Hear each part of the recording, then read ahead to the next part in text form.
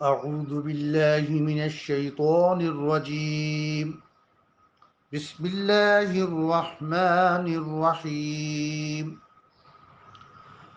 ما كان لبشر أن يؤتيه الله الكتاب والحكم والنبوة ثم يقول للناس كونوا عبادا لي من دون الله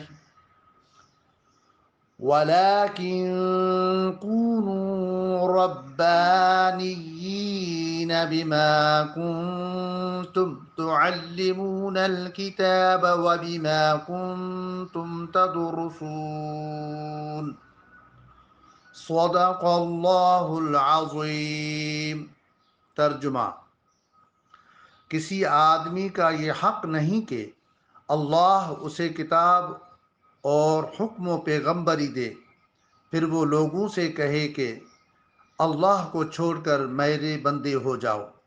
ہاں، یہ کہے گا کہ اللہ والے ہو جاؤ، اس سبب سے کہ تم کتاب سکھاتے ہو اور اس سے کہ تم درس کرتے ہو۔ سورہ آل عمران۔ شان نزول۔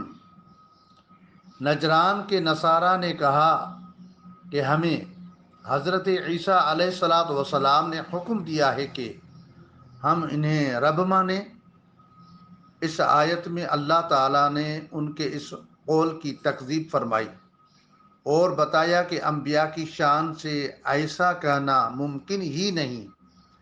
اس آیت کے شان نزول میں دوسرا قول یہ ہے کہ ابو رافع یہودی اور سید نصرانی نے سرکار دو عالم صلی اللہ علیہ وسلم سے کہا، یا محمد صلی اللہ علیہ وسلم، آپ چاہتے ہیں کہ ہم آپ کی عبادت کریں اور آپ کو رب مانیں؟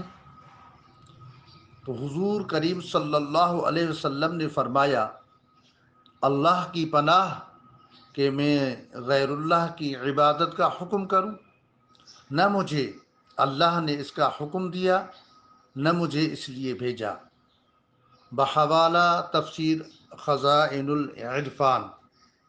دعا ہے کہ اللہ تبارک و تعالی سرکار کریم علیہ السلام کے صدقے طفیل ہمیں قرآن مجید و فرقان حمید کی تعلیمات پر عمل کرنے کی توفیق عطا فرمائے۔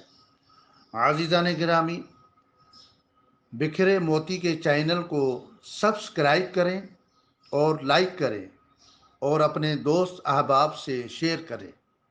جزاک اللہ خیرا۔